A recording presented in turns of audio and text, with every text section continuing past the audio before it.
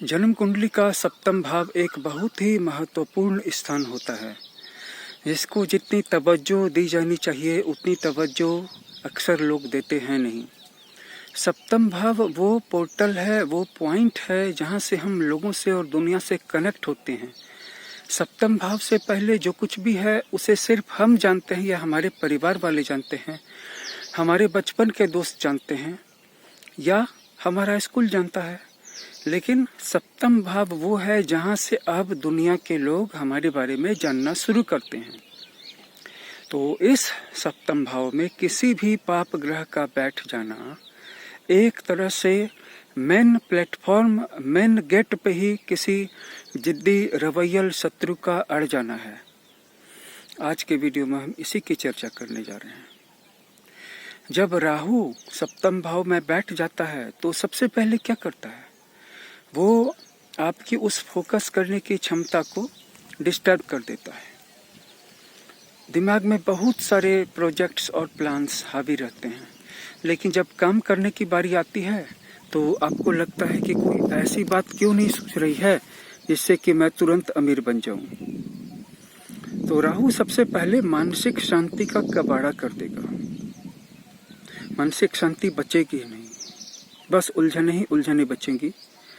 और वो शख्स जो अपने स्कूल के डेज में दूसरों को नसीहतें दिया करता था, दूसरों को एडवाइस की घुट्टियां पिलाया करता था, पानी पी पी करके दूसरों को मदद करता था, वही जब आज अपनी ज़िंदगी में डिसीजंस लेने की बारी आई तो मानसिक तनाव का शिकार हो गया।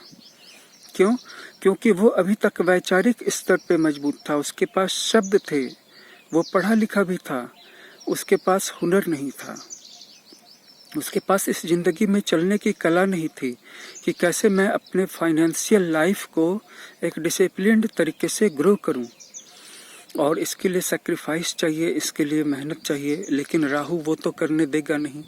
राहु तो हमेशा सुझाएगा कि कैसे तुम शॉर्टकट से अमीर बन सकते हो, करोड़पति बन सकते हो, अरबपति बन सकते हो, मिलियनियर बन सकते हो, मल्टी मिलियनियर बन सकते हो, बिलियनियर बन सकते हो। बेस का राहु को पता नहीं है। राहु हमेशा आसमान में उड़ने वाला परिंदा है, लेकिन जिसकी जड़ें हैं ही नहीं। जड़ें जैसे कि किसी पेड़ की जड़ें जमीन तक पहुंची होती हैं, नीचे जितनी दूर तक उसकी जड़ें जाती हैं, उसकी पत्तियां, उसकी शाखाएं उतनी ही दूर तक आसमान में जाती हैं और पत्ते लहराते हैं। लेकिन इसके लिए जड़ों का अंदर में जाना जरूरी है। वो राहु के पास है ही नहीं। राहु के पास है सिर्फ असंभव सोच। और इसी वजह से जिनका राहु सप्तम में होता है वो न तो इस असंभव सोच को पूरी ही कर पाते हैं और न ही कभी भी अपने मानसिक तनाव के सर्किल को, दायरे को तोड़ करके बाहर आ पाते हैं। यही राहु सप्तम वालों का सबसे पहला फेल्योर का पॉइंट है। अब बात कर ले कि राहु सप्तम में हो तो और क्या होता है। वैवाहिक जीवन के असफल होने के लग्न और जन्म कुंडली में जितनी भी कारक हैं उनमें सबसे बड़ा कारक सप्तम में राहु है।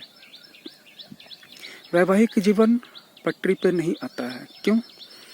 क्योंकि बुनियाद है कम्युनिकेशन की, और राहु अपने व्यंग्य बाणों से, अपने आरोपों से, अपने ब्लेम से, अपनी लांछना से अपने जीवन साथी का दिल छलनी कर देता है। और जब राहु हावी हो जाता है तो बुध पीछे छूट जाता है। इस बात को आपने सुना होगा।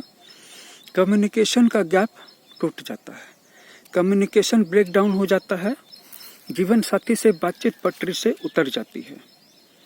अब क्या होगा? अब कभी भी वो जीवन साथी से इतना नज़दीक ही नहीं जा पाएगा जिससे कि फिर से सुलहनामा हो सके, फिर से आपस में प्रेम की बातचीत शुरू हो सके। जब जुबान पे प्रेम नहीं है तो मन में प्रेम कहाँ से आएगा, शरीर में प्रेम कहाँ से आएगा। जुबान ही कड़वी हो जाती है, क्योंकि कम्युनिकेशन का कोई अंदाजा ही नहीं है, आइडिया ही नहीं कि कम्युनिकेशन क्या कर सकता है आपके वैवाहिक जीवन में, आपकी मैरिड लाइफ में। आपके पार्टनर को अगर कोई चीज़ वापस सही ट्रैक पे ला सकता है तो वो सही कम्युनिकेशन है।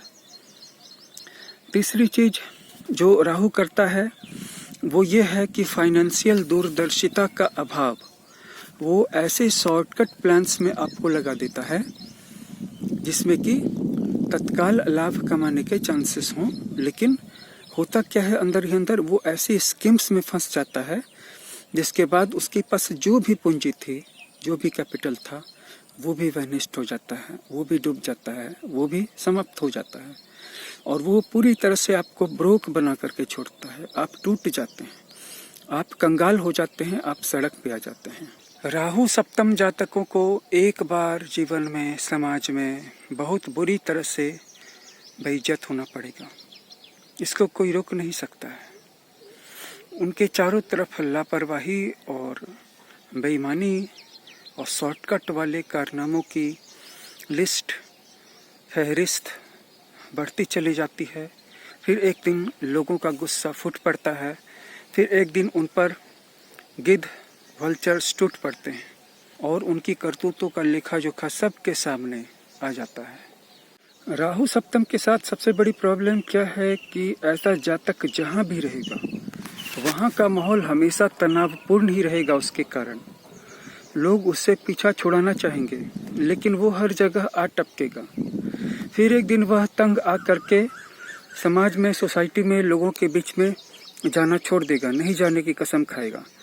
फिर वह दोस्तों, यारों की संगत में चला जाएगा, ऐसे लोगों की संगत करेगा। इसके बाद राहु जो था वह और भी नीच का हो जाएगा और उसकी ज़िंदगी और भी ज़्यादा गर्त में चली जाएगी। हर तरीके से उसकी ज़िंदगी और ज़्यादा गर्त में चली जाएगी। अब नीच का हुआ राहु और ज़्यादा बुरा फल देने लगेगा और गिरे हुए को और गिराएगा और बद स्थिति को बदतर करता चला जाएगा। राहु सप्तम का एक और सिम्टम ये है कि खुद जातक को पेट से संबंधित परेशानी रहेगी, पेट से संबंधित बीमारी रहेगी, या नहीं तो उसकी पत्नी हमेशा बीमार ही रहेगी। तो क्या आपकी जन्म कुंडली में सप्तम भाव में राहु है? अगर आप अपनी जन्म कुंडली की एनालिसिस करवाना चाहते हैं तो व्हाट्सएप नंबर पे संपर्क करें। इसमें हम आपकी जन्म कुंडली के प्रत्येक प्लैनेट और प्रत्येक भाव का थॉरोली एनालिसिस करके वो रिपोर्ट आपको सेंड करते हैं। इस वीडियो को अपने दोस्तों और रिलेटिव्स के बीच में शेयर कर दीजिएगा। इस चैनल को सब्सक्राइब कर लीजिएगा और वीडियो को लाइक कर दीजिएगा। बहुत बहुत धन्यवाद वॉच करने के लिए।